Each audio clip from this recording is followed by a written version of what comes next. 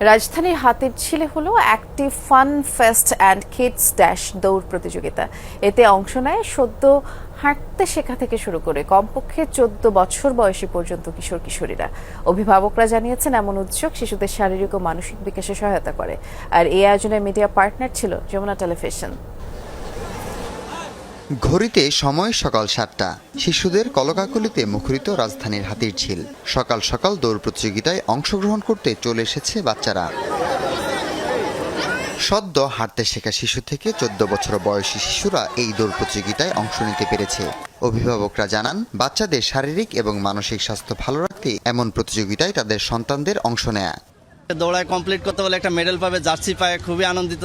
তো এগুলোতে আসলে বাচ্চারা যদি অ্যাটেন্ড করে তাহলে ওভারঅল দেশের বাচ্চারাই বিকশিত হবে, আমাদের ফিউচারটা উজ্জ্বল হবে। বাচ্চাদের অ্যাক্টিভিটিটা বাড়ে। আর আমার বাচ্চা মেইন কথা, ও দৌড়াইতে পছন্দ করে। ছোটবেলা থেকে তাদেরকে এই ধরনের ইভেন্টে আমরা যদি পার্টিসিপেট করে তাহলে তারা বড় হয়ে আরও এই খেলাধুলার প্রতি মনুষ্য এবং শারীরিক বিকাশে তাদেরকে অনেক হেল্প করবে। এখনকার বাচ্চারা দেখা যায় কি স্কুল করে বাসায় এসে হয় কম্পিউটার গেমস খেলছে, না হলে মোবাইলে গেমস খেলছে।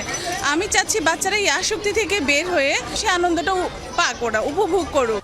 200 মিটার, 1 কিলোমিটার এবং 3 কিলোমিটার এই 3টি ক্যাটাগরিতে অনুষ্ঠিত হয় এই দৌড় প্রতিযোগিতা। এমন আয়োজনে বেশ আনন্দিত কচিকাচারা। দৌড়াইতে ভালো লাগে, তাই হলো আমার অনেক ভালো লাগছে। আমার রানিং এর উপর একটা প্যাশন আছে, রানিং ইজ মাই প্যাশন। আর আমার অনেক ভালো লেগেছে, অ্যাডভেঞ্চারাস ছিল।